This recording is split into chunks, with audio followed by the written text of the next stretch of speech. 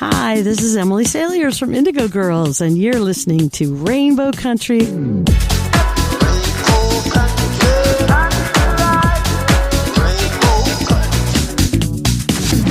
The views and opinions expressed on the following program are those of the persons appearing on the program. Today on Rainbow Country, 9 worlds, 2 outcasts, 1 destiny.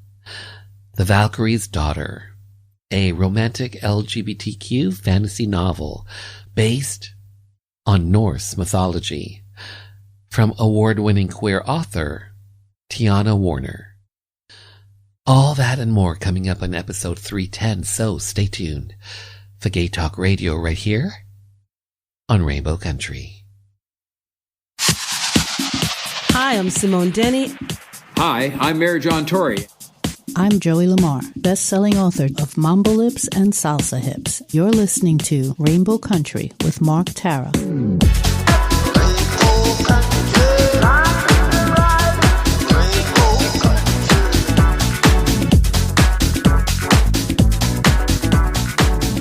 Hello and welcome to a brand new journey through Rainbow Country.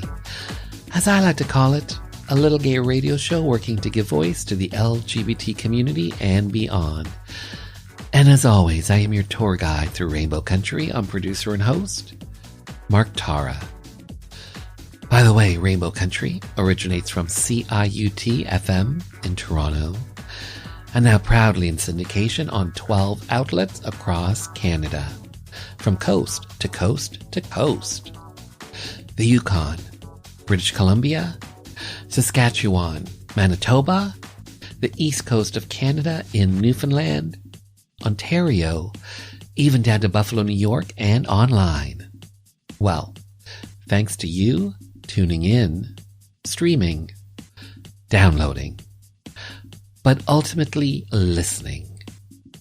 Together, we continue to build Rainbow Country into a nationally syndicated gay radio show, a #1 LGBT podcast on Podomatic.com's gay and lesbian chart. And by the way, last week, Rainbow Country was #2, as well as being recognized as Canada's #2 LGBT podcast on Feedspot.com. So today, a coming-of-age story. A coming-out story, a story of self-discovery, sexuality, romance. A story about 9 worlds, 2 outcasts, 1 destiny. The Valkyrie's Daughter. A romantic LGBTQ fantasy novel based on Norse mythology.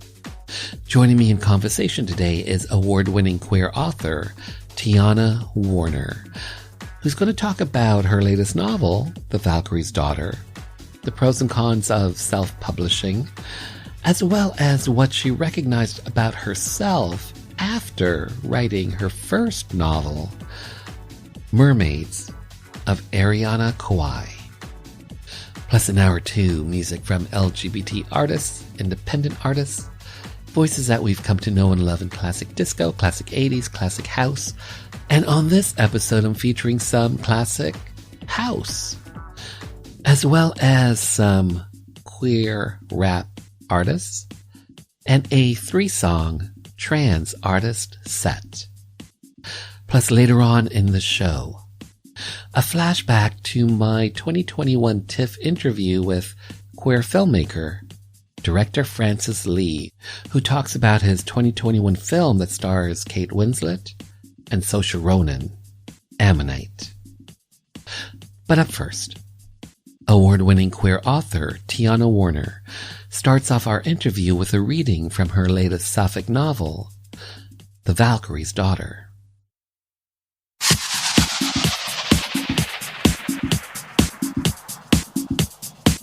Hi, I'm Simone Denny, and you're listening to Rainbow Country with Mark Tara.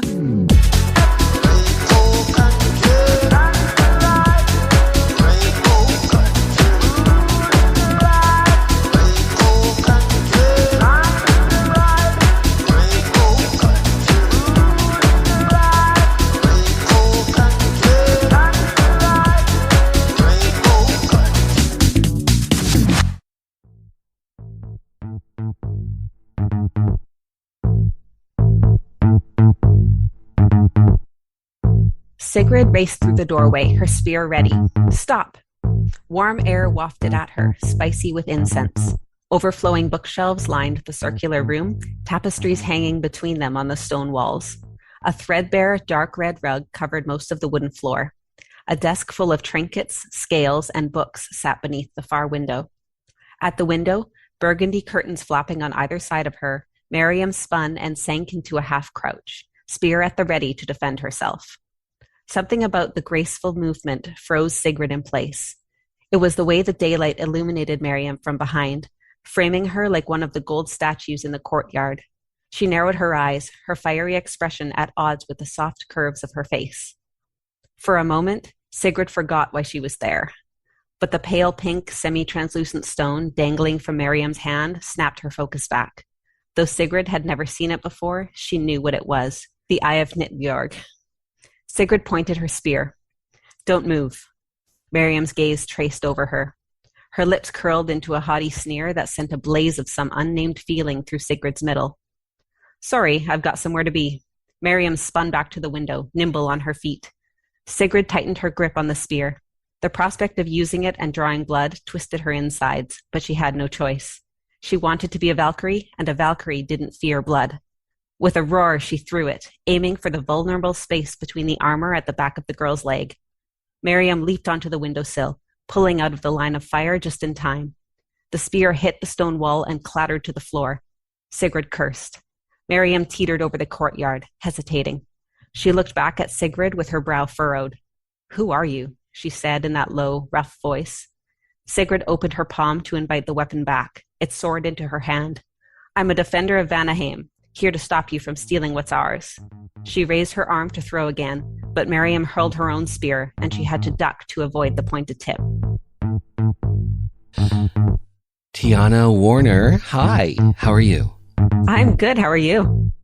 I am well. Thank you for being here to have your voice, your story be heard by the LGBT community and beyond. Thank you for that, especially to talk about The Valkyrie's Daughter. This is your new novel, a romantic LGBTQ fantasy novel based on Norse mythology, 9 worlds, 2 outcasts, 1 destiny. Talk to me about the story that you're telling within these pages, and paint the picture for us as to what it is that you are telling in The Valkyrie's Daughter. For sure. So it takes place in the 9 Norse worlds, as you said. Sigrid is a stable hand who wants more than anything to become a Valkyrie, who are warrior women on winged horses. So Valkyries are born as a bonded pair with a winged mare, but Sigrid is the only girl her age who was born with an ordinary horse. So she can't be a Valkyrie. She's doomed to be a stable hand.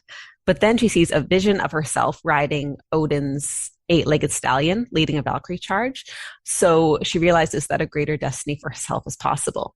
So she makes an alliance with an enemy Valkyrie who agrees to help her get to Sleipnir, the 8-legged horse. And the two of them happen to have a bit of chemistry. Mm-hmm. And that person that is maybe like her opposite or her frenemy, so to speak, yes, is Miriam. Yes. Talk to me about this character, Miriam, and why they are enemies at first, so to speak. Yeah, so they're I don't want to spoil anything, but they're on opposite ends of a war. Sigrid has grown up being bullied by Valkyries, so she naturally doesn't like Valkyries. All the girls her age bully her for being a stable hand. So right off the bat, she doesn't like Miriam just for being a Valkyrie.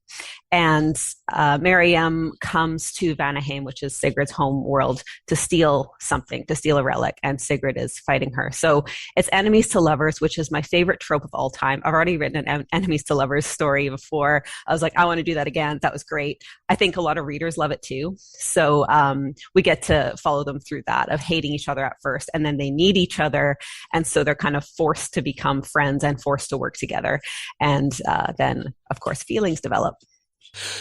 So The Valkyrie's Daughter, a coming of age story, a coming out story, a story Yes. of self-discovery, of sexuality, of romance. For yourself, why is it important to have LGBT characters, LGBT storylines within the pages of your novels? Yeah, for me, it was so important, like seeing that representation on TV and reading in books, seeing it in movies. That was so important for my coming out experience.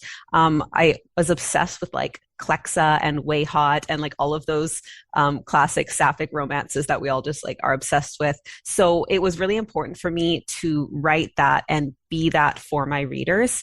And then also exploring those feelings again of being a teenager and realizing that you have a crush on somebody who is the same gender. So Sigrid ends up having feelings for Miriam, and just being able to go back and relive those feelings was a lot of fun to write. And I think important, like I want readers to read that and know that like I've been there through that awkward experience and I know what you're going through and like I'm there with you. You just mentioned the word sapphic. What's a sapphic? Yeah, that's lesbian, anyone, women loving women, basically. So I like that because to me it's inclusive. Like I'm bi. I don't identify as lesbian. I identify as bisexual, and so for me, sapphic encompasses like Sigrid, who is, she's a lesbian. My other characters are maybe identify differently. So, I like that. It just encompasses, women loving women. Understood.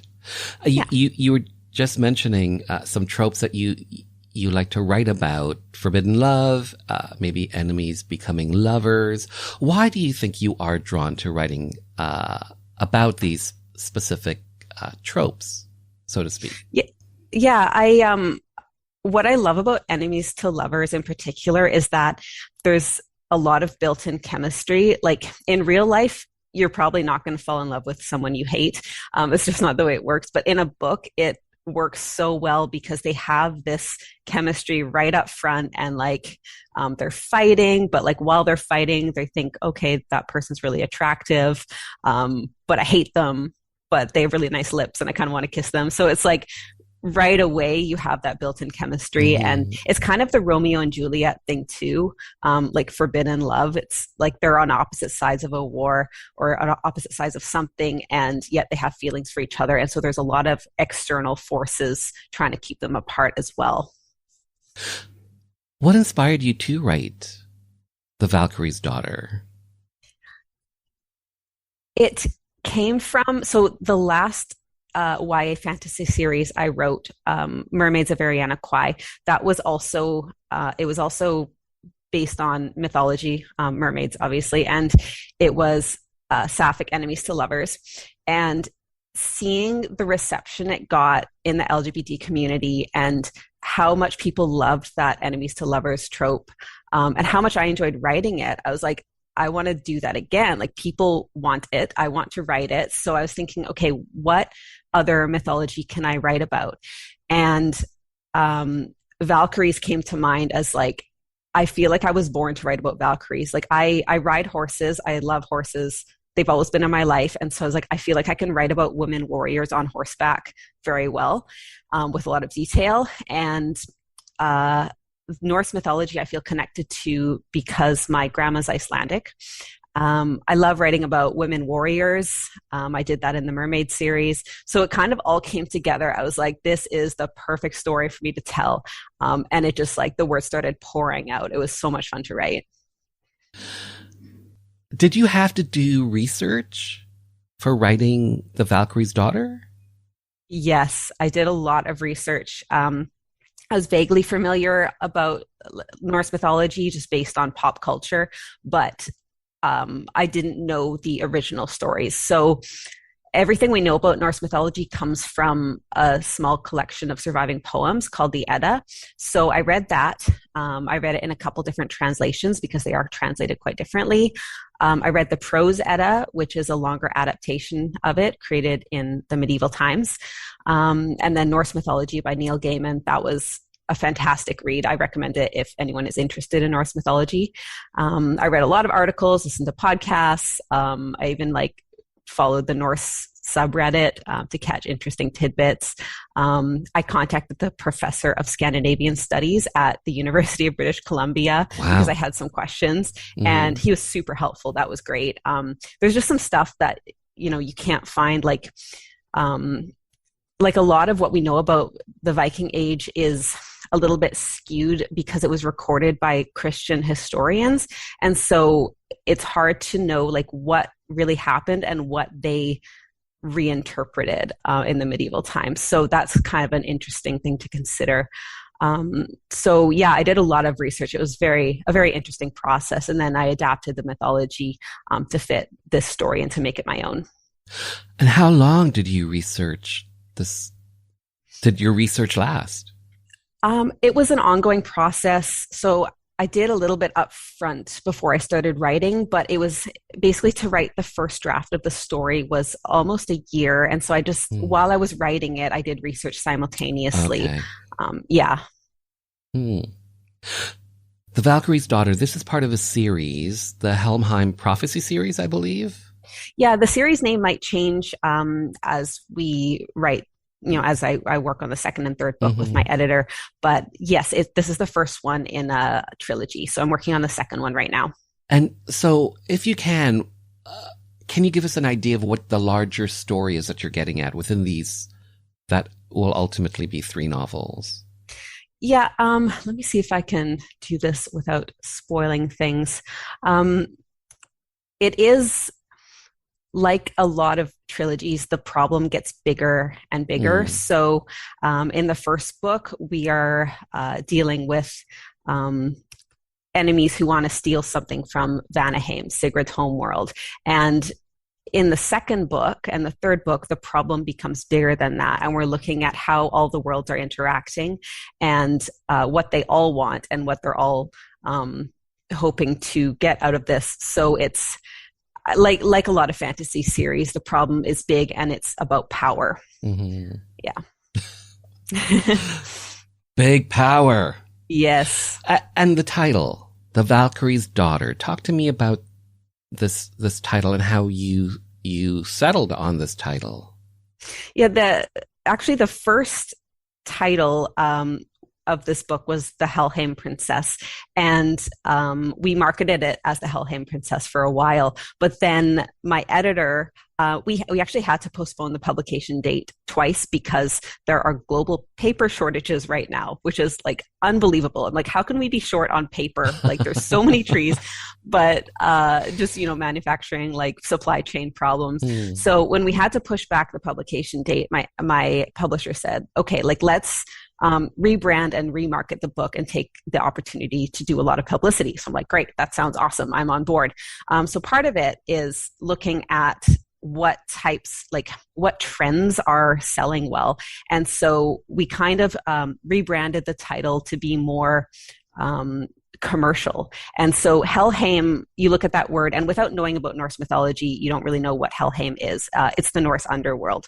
But after talking about it, we decided like we need to include the word Valkyrie in the title. And the Valkyrie's Daughter opens a lot of questions about like who is the Valkyrie's daughter? How does that play into the plot? So that's how we ended up on that one. It includes words that people know, and it opens a lot of questions about who is the Valkyrie's daughter. And I don't want to spoil things, but yes. Do you have a favorite movie or series that revolves around Norse mythology? Yes. It probably doesn't come as a surprise, but I love Thor Ragnarok. I love that movie so much. It is like, there's so many things about it. I've seen it like 50 times. I just think it's wonderful. And like Taika Waititi is the best. He's hilarious. So yeah, probably not a surprise, but I love that movie. And there's a character named Valkyrie in it. There is, yes. Completely separate, but I do love that Valkyrie character. She's wonderful. When dawn brightened the sky and misty beams of sunlight made the forest burst with color, they stopped to rest by a creek. While Hester drank and happily munched on grass, Miriam sat on a boulder to change her bandage. At least, she was trying to. She wrapped a clean one around her arm and used her teeth and one hand to try and fasten the end. Sigrid walked over. Let me. It's fine. You're not exactly a doctor. No, but I've spent my life wrapping horse legs. Miriam considered this, then held out her arm. Sigrid sat next to her, relieving her throbbing ankles, and repositioned the bandage. It was hard to resent her in this state. Without her mare, she didn't have that snobby air that seemed to come with being a Valkyrie. Although her snark and fire stayed very much present, making their conversations exasperating, a part of Sigrid enjoyed their verbal sparring. Sigrid wrapped the bandage more gently than she would have on a horse, her fingers grazing Miriam's soft skin. Miriam's breath tickled her cheek, but she pretended not to notice how close they were sitting. A flutter spread through her middle, like the thrill of anticipation before a gallop, a sensation both pleasant and confusing. As she pulled the material tight, Miriam gave a little gasp. Sigrid drew back. Sorry, are you okay? The daylight revealed beads rolling down the girl's temples beneath her helmet, a pained scrunch between her eyebrows, and every freckle dusting her nose and cheeks. I'm fine, Miriam said, her breath tingling on Sigrid's lips. It smelled sweet from the apples they'd eaten. Heat rising in her face, Sigrid grabbed Miriam's arm again. Maybe she should slide back a little and give her more space. But Miriam didn't lean away. Sigrid stayed where she was, knowing her face must be as red as a flame, because Miriam was lovely and her perfectly shaped lips were close enough to... Stop it. What is going on with me? All done. She finished the knot and slid away a little. Miriam examined her work. Not bad, stable girl. Rainbow Country will return right after this.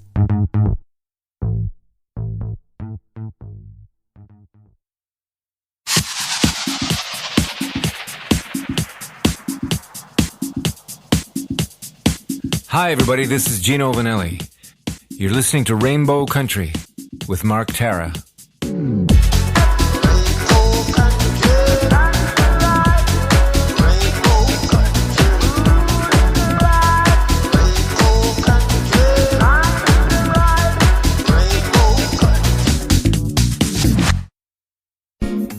Canada's LGBTQ2+ archives just released Out North, an archive of queer activism and kinship in Canada.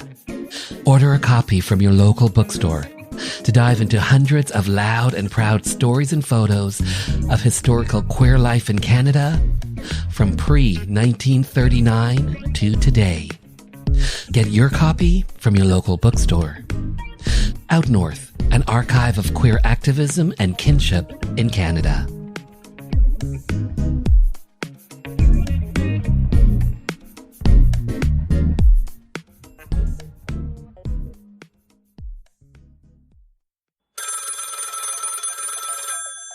Phone rings. I got a message from the mayor.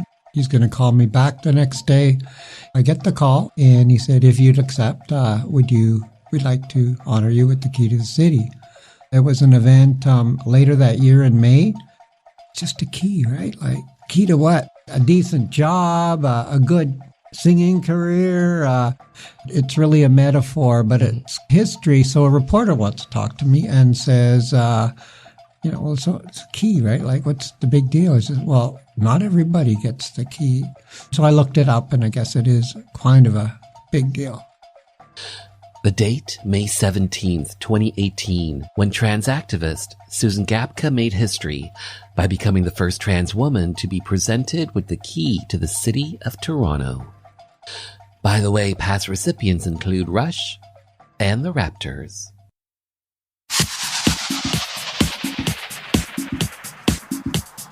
Hi, I'm Paul Poirier, Canadian champion in ice dance and 3-time Olympian, and you're listening to Rainbow Country with Mark Tara.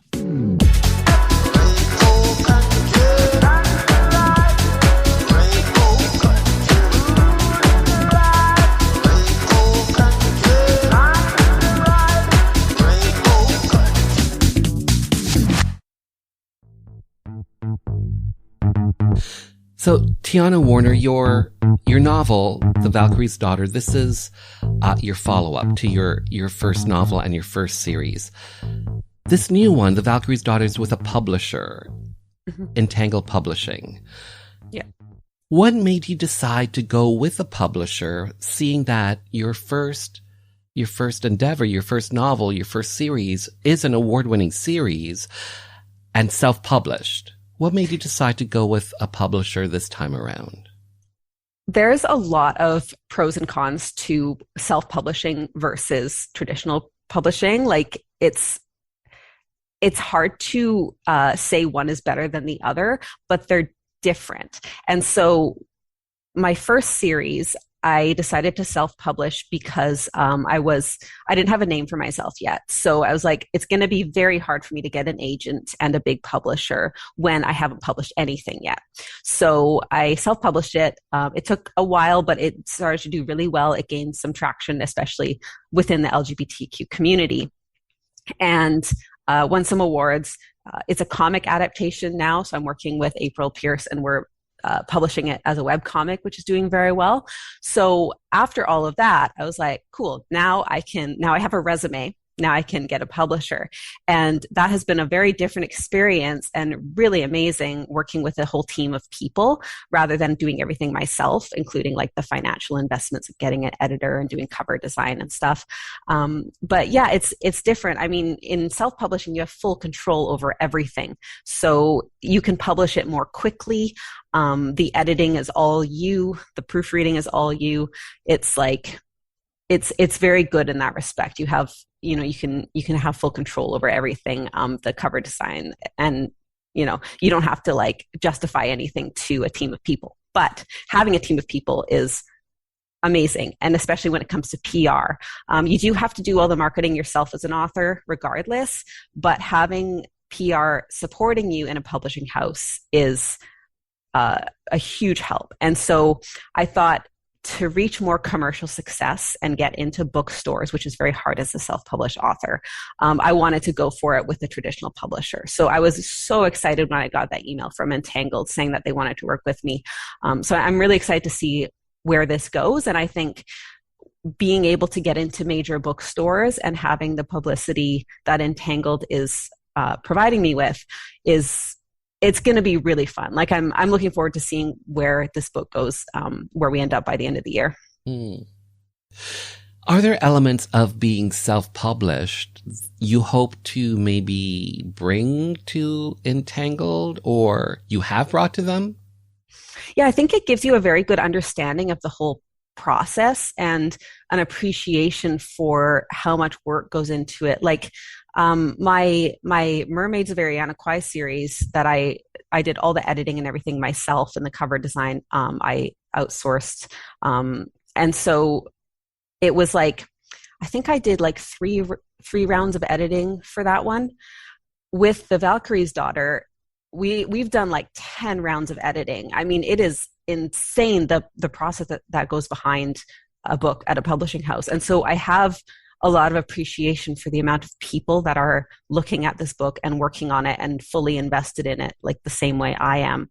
So I think having the experience of doing everything myself has, it's just really opened my eyes to like how much I appreciate their involvement and their investment in this. And you actually know what's involved. Yep.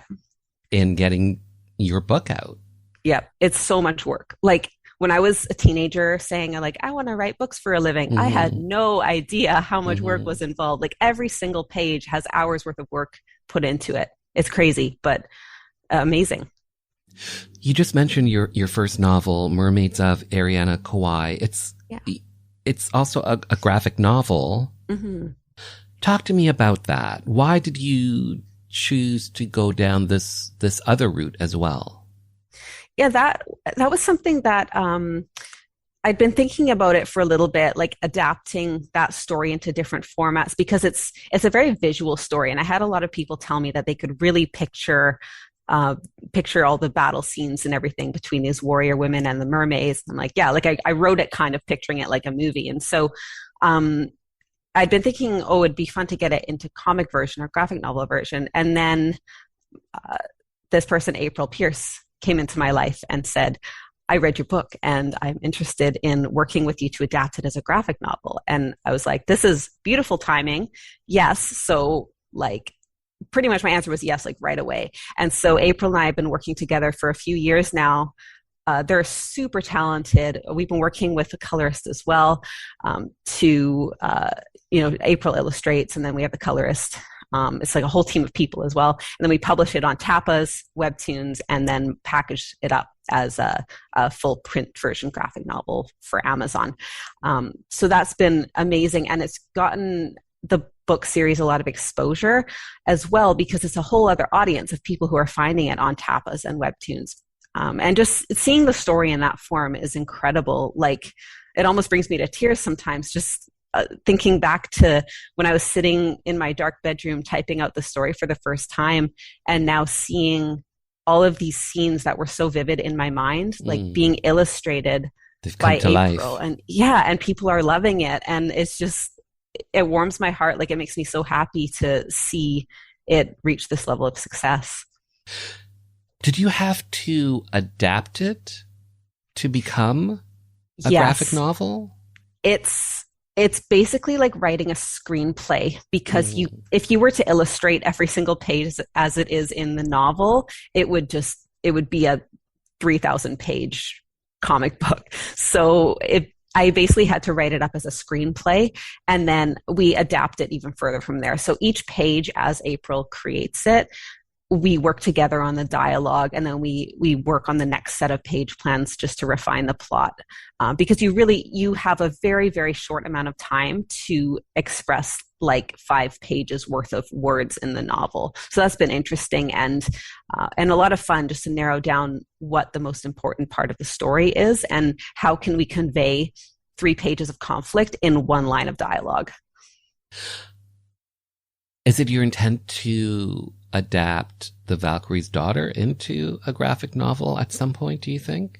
That would be amazing. I haven't thought that far ahead. I think once the book is published, then I'll start dreaming about what other forms it can be. But I mean, I would love to see it as like a series, like a TV series. I think that's every writer's dream, is to see your stuff like on the big screen or on Netflix or something like that. So we'll see what happens. But my fingers are crossed that it gets good traction and people want it in different formats.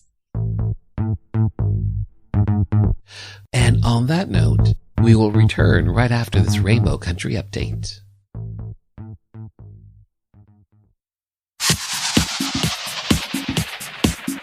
Hi, I'm Cameron Bailey, Artistic Director and Co-Head of TIFF, the Toronto International Film Festival. You're listening to Rainbow Country with Mark Tara.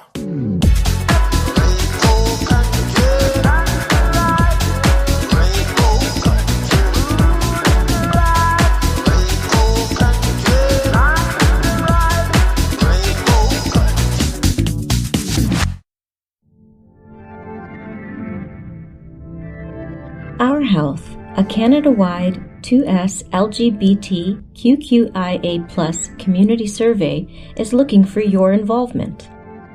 The Our Health survey aims to explore the current state of health among two-spirit, lesbian, gay, bisexual, trans, queer, questioning, intersex, asexual, and other sexually and gender diverse people in Canada. The study team especially wants to hear from community members who are living with chronic health conditions like diabetes, cancer, and fibromyalgia. This is to ensure that people living with conditions that are often underrepresented or less understood are included in this work. Participants will also have the opportunity to do a test at home to screen for COVID-19 antibodies, HIV, hepatitis C, and syphilis. All data collected will be used to advocate for programs, services, and policies that better support the health and well-being of 2S LGBT QQIA+ people across Canada. All participants will receive a small honorarium for completing the survey. For more information, visit cbrc.net/our_health. That's cbrc.net/our_HEALTH.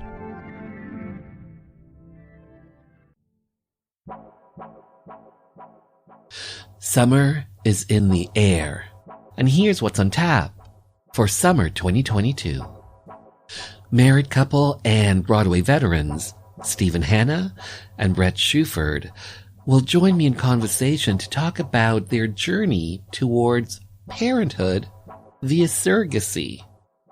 We'll also find out about their online LGBT community for creatives, parents, performers, Broadway husbands.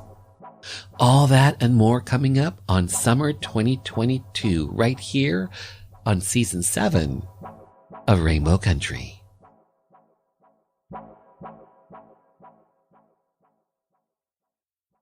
Bill 7, to ban discrimination in employment, government services, and housing, based on a person's sexual orientation, was up for a vote at Queen's Park. Most NDP and Liberal MPPs supported the bill, but without some progressive conservative legislators backing, a divisive split could rack the province. 4 PCs decided to break party ranks to vote with their conscience and support Bill 7. Cabinet Minister and MPP Dennis Timbrell did it to show solidarity for his beloved brother, the well-known drag queen Rusty Ryan. And for me, a gay politician who was not yet out, I had to take a stand. We were known as the Gang of Four. I'm former Cabinet Minister and MPP Phil Gillies. The date, December 2nd, 1986, when LGBT rights came to Ontario. I'm Brian Bradley, author of Outrageous Misfits, female impersonator Craig Russell and his wife, Lori Russellidi. You are listening to Rainbow Country with Mark Tara.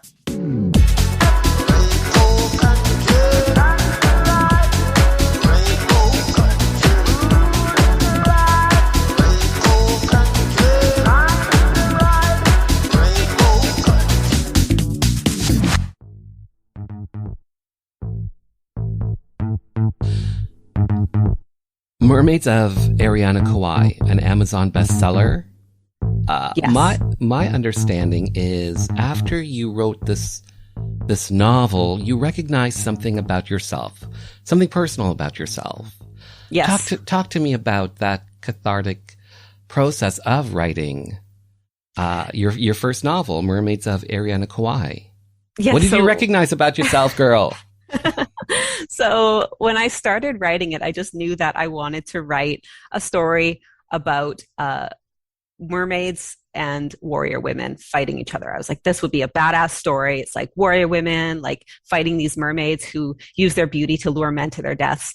And then I was writing it and I was like, actually, the best thing for this story would be if one of the warrior women falls in love with the mermaid that she's sent to kill. So I started writing that, and the romance became stronger and stronger until it became a very important part of the story, like the key part of the story.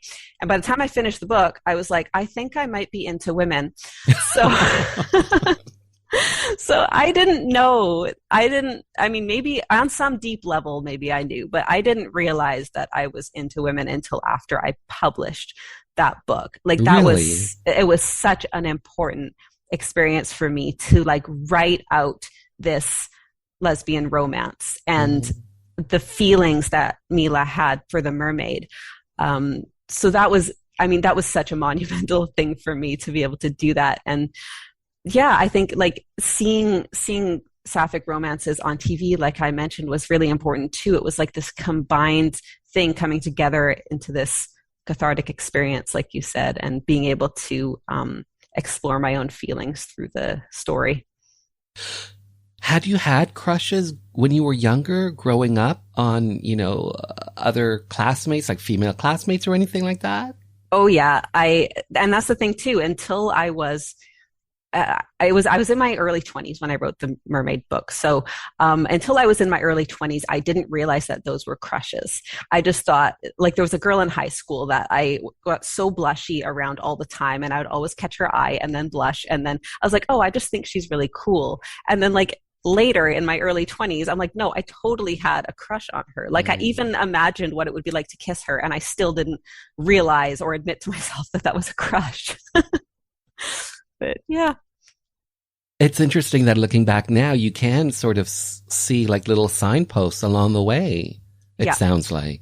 Oh, yeah. All through high school, even when I was younger, like I think maybe one of my first girl crushes ever was on the pink Power Ranger. And that was when I was like, I don't know, 9 years old, maybe. So it's like, yeah, I look back now that I'm wise, I look back and I'm like, I had a crush on this person and this, and like those fluttery feelings were because and so it's like, yeah, you slowly realize, and it happens at a different time for everybody. But for me, it wasn't until my 20s that I came to that realization and was able to look back and be like, oh, that's the reason I was blushing around that girl all the time. Do you think part of you is in your story in Mermaids? A little bit. I mean, the characters are a very different life experiences, obviously, because it's a fantasy and everything. But with anything you write, you always put a little bit of your own emotions in there. Like that's what makes a good story, is you have your own experiences to draw from, and conflicts and the way people react to things. So yeah, I think when I write anything, I do draw on like, how did it feel to be in a certain situation and how might this character feel? Yeah. Moving forward, is it important for you to have LGBT representation in future works for you? Yeah, I think I'm always going to write Sapphic books. I've found my niche here. I found my people, and yeah, it's that's powerful. Yeah, I love it. Like, just to have that. I mean, as a writer, you can write anything you want, but to have this readership is really special to me. And I think I have a few books coming out this summer. I have an age gap celebrity romance with Ilva Publishing, and another paranormal romance, and those are both lesbian romances.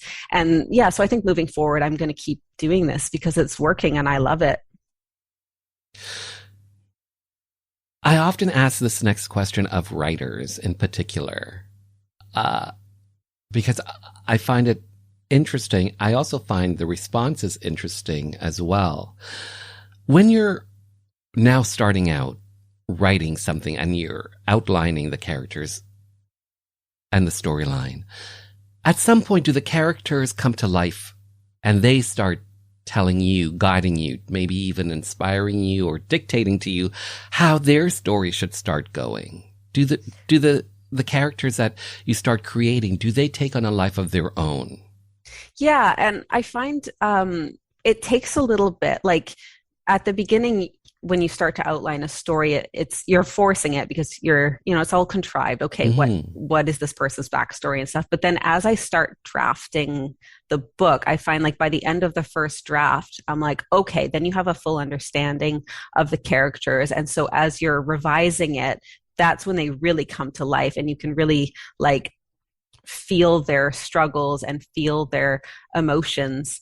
So it is a very interesting process. And like by the time I was done the Mermaids of Ariana Kwai trilogy, I was like, wow, I'm really going to miss these characters, because at the end of 3 books, I felt like I really knew them. And I can feel that happening with Sigrid in The Valkyrie's Daughter. Like I feel like I know her so intimately after the first book. And so by the end of the trilogy, I'm going to be sad to let those characters go. Yeah. Here is a random question for you. How does someone with a computer science degree, a programmer, a former programmer, become a writer? Growing up, did you always want to be a writer? I did. I always wanted to write. I remember writing poems in elementary school, and like I would write stories and sell them to my grandma. I would I would staple them together and draw pictures and sell them to her for $2. Wow. So I've always wanted to be a writer, but towards the end of high school, I was like, okay, being an author is going to be a very hard thing, and I need like a stable, it's like kind of like the struggling artist thing. I'm like, I need a stable income if I want to be a writer. Otherwise I'm going to just it's going to stress me out, like trying to make an income off of writing when you don't really get steady paychecks. So I don't know, it's hard to say what the right thing to do is, but I don't regret going into an office job just to be able to have that steady paycheck. I think if you're struggling as an artist and you can barely pay the bills, it's going to make it very hard to be creative. So it helped having a steady paycheck from an office job and being able to write on the side. And over time, now I'm working part-time at my day job and I'm able to write more. So it just takes a while to get to that point. Who knows what would have happened if I just jumped into being an author right away? I don't know, but I do think it's like, I would advise that to anyone who wants to be an author or some sort of artistic career. Like, it is worth considering having a job like, programming is hard. I don't like it that much anymore. I'm more, I'm more on the marketing side and tech support side of the company now, but some sort of office job is nice to be able to have benefits and pay the bills. And then you follow your dream on the side until that can take over completely. Mm-hmm. I hear you. Mm-hmm. So once audiences read The Valkyrie's Daughter, or maybe even The Mermaids of Ariana Kauai, or one of your graphic novels, mm-hmm. is there a deeper message within the pages of your publications that you hope your audiences can get? There's always a theme. Like, whenever I'm writing, it usually doesn't become obvious to me until I've written the entire first draft, but there's always a connecting theme through my stories. And I think in the Mermaid series, there was a lot of threads, like to follow your heart and do what you know is right, even if everyone else is telling you otherwise. There is definitely a theme surfacing in The Valkyrie's Daughter and those books about good and evil and the way that they both present themselves in the world and the way that one can't exist without the other. So there's definitely an important message there. And I get more into it in the second and third books. And I'm really excited to have people read those stories and hear those messages. I think they're very important, and it's a revelation that I've come to as I've been writing them as well. But yeah, like, not a connecting theme in terms of everything together, but every story I write has a theme that I feel strongly about and that has come out naturally through the story. Mm. Mm-hmm. Do you think within each of us we have good and bad, good and evil, however you want to look at it? Yeah, I think dark and light. Yeah. Everybody has some of both, and one really can't exist without the other. Mm-hmm. Like you there's no such thing as good if you don't have evil. Like, exactly. You have to compare them. So yeah, that's something that's been interesting to explore. Like, we're all trying to find the good, but bad is necessary in order for good to exist. Yeah. Well said. Tiana Warner, I have to say thank you so much for your time. Well said, well done, well written. Thank you so much for having me. It was as if they dropped from the sky into the middle of an endless pool. Waves spread outward, their caps glinting in the darkness. In place of looming treetops, the sky had opened up to a bright tapestry of stars. A denser streak crossed the middle like a sprinkle of sugar. Sigrid searched for familiar constellations, but found none. She wiped her brow, which was hot beneath the icy droplets. Please tell me we're there. She was done with this boat ride. Hester, too, looked fed up as he stood with his legs splayed for balance, nostrils flaring. We're in the space between worlds. Miriam had pushed the fur blankets off her and looked mussed up and vulnerable amid the pile. When she pointed her spear ahead, Sigrid wrenched her gaze away to look. Get ready. Sigrid tensed. For what? In the glassy water ahead, a mountain burst through the surface. Waves frothed and hissed around it, the sound filling the air. As the shape rose high above them, long, slow swells pushed out in all directions, lifting the longship with a swooping sensation. Was the seafloor shifting and forming new mountains before their eyes? Fisk braced himself against the helm. We need to wait until he sinks. Sigrid crouched into a fighting stance as they dipped into a trough. The mountain was barely visible in the starlight, a black hole in the darkness. As it arced from the water, it grew impossibly big, brushing the sky and spreading out to touch the horizon on either side. Jormungandr, Miriam said. Sigrid's heart dropped into her stomach. It wasn't a mountain. It was the back of the world serpent. The Valkyrie's Daughter comes out July 26th. For more on this author, check out her website, tianawarner.com.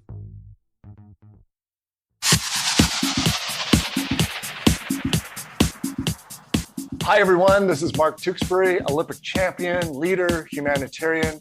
You're listening to Rainbow Country with Mark Tara.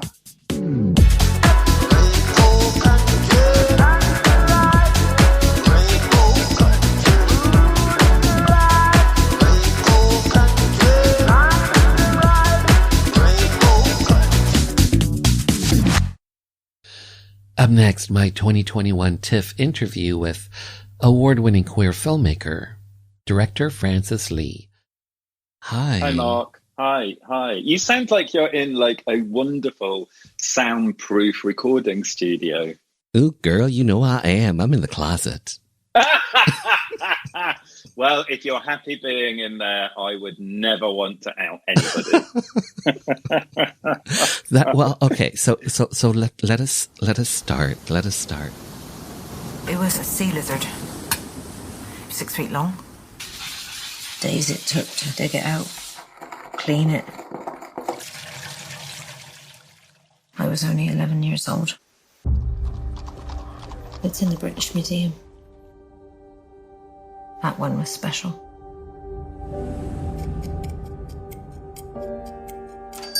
Miss Annie, I've often heard your reputation discussed in the Geographical Society in London. Is there something you wanted, sir? My wife, she hasn't been at all well of late. She suffers from melancholia. I want her to walk the shoreline with you, learn from you. I'm not looking for an apprentice. I would pay a premium for a private audience. It's not easy work.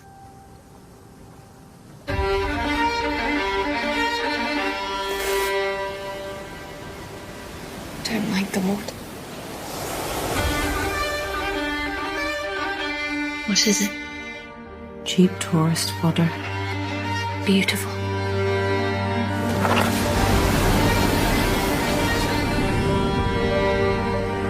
It pleases me you've struck up a friendship together. What is it? Something? Nothing?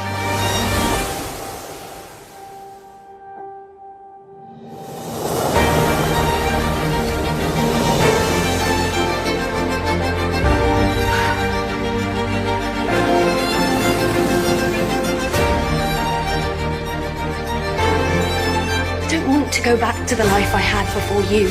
What about my life?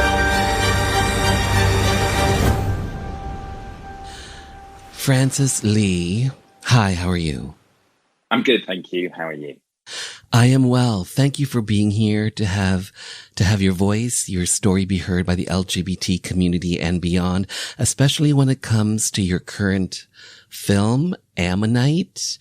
My first question for you, Mr. Lee, is simply this. How did the internet, an ex-lover, polished stones lead you to eventually writing and directing Ammonite? Basically, what sparked this film? It was actually discovering Mary Anning by pure accident and reading about her. And I was instantly struck by her circumstances.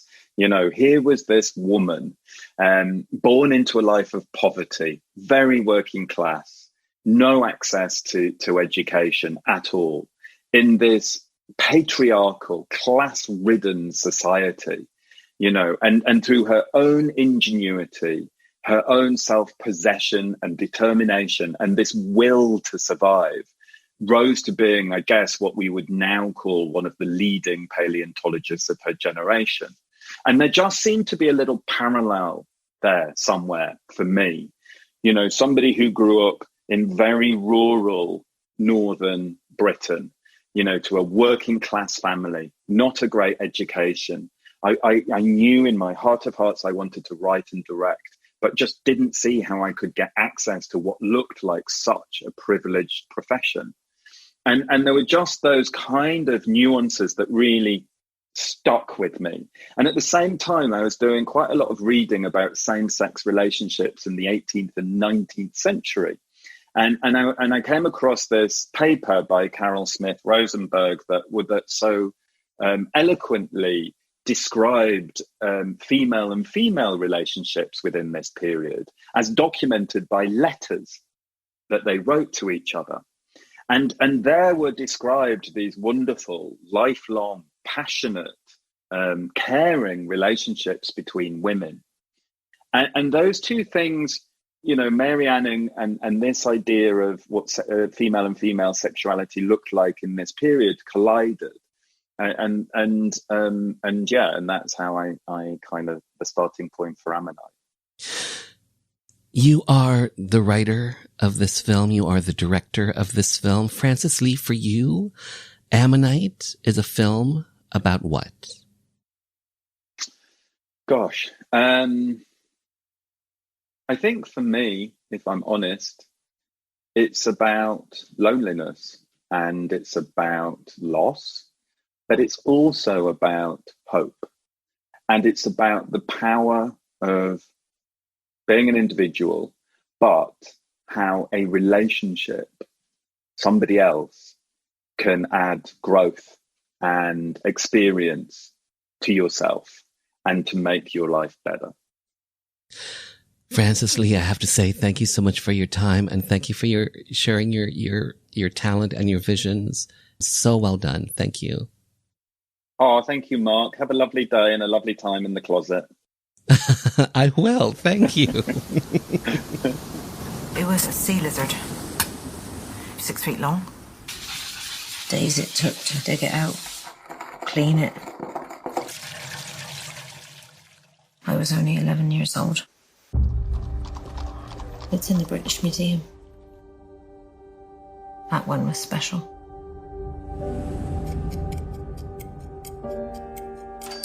Miss Annie, I've often heard your reputation discussed in the Geographical Society in London. Is there something you wanted, sir? My wife, she hasn't been at all well of late. She suffers from melancholia. I want her to walk the shoreline with you, learn from you. I'm not looking for an apprentice. I would pay a premium for a private audience. It's not easy work.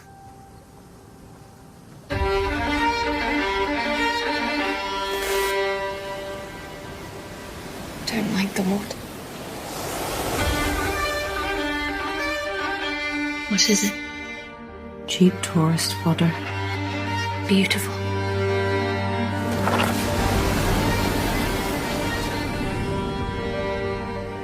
It pleases me you struck up a friendship together. What is it?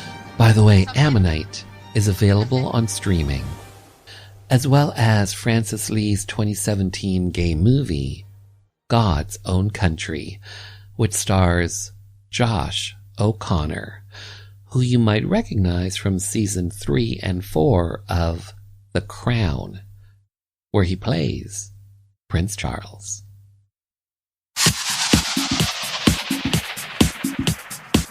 Hi, I'm Keegan Hurst, former professional rugby player, coach, raving homosexual, and you're listening to Rainbow Country with Mark Tara.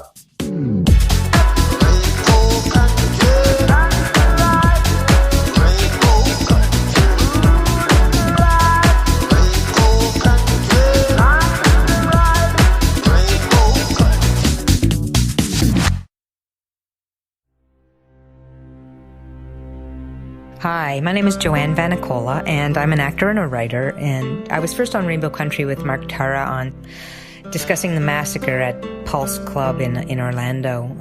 I realized how important it was for our community to have a radio station, specifically for our issues, to talk about people in the LGBTQ community and to provide an outlet for our stories, to discuss our politics, culture, and give voice to the issues that matter to us, and of course our artists and the things that we do globally. And and talk about culture. And without people like Mark Tara providing a space for this with a radio show like this, then we wouldn't have that voice. So support, tune in.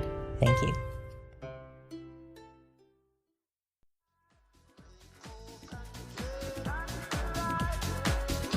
And just like that, this little gay journey through Rainbow Country has come to an end. For the full 2-hour episode, head over to marktara.com, where everything is connected, and hit the archives banner. Don't forget to keep up to date with the show. Follow me on socials at Mark Tara. The podcast is available on all major platforms, including Audible.com and iHeartRadio. And finally, I want to take this time to thank you for taking your time to be with me. Remember, despite all the craziness that's going on in the world these days, know this: we are living in days of making dreams come true. So believe in yourself, and the world will believe in you.